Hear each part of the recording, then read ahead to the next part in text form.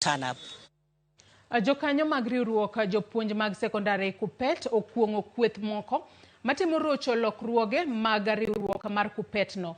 Riwruogno okoni temo mar tego chike matayo riwruogno en okang' makare ni mar biro medo bero lwasi mar kanyaklano. But this is something that is going to elicit so much emotion.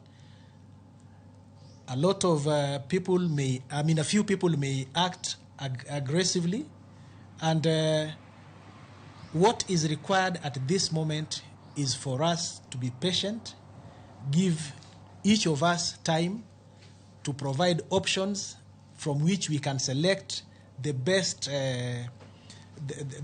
options that can enable us to review the Constitution.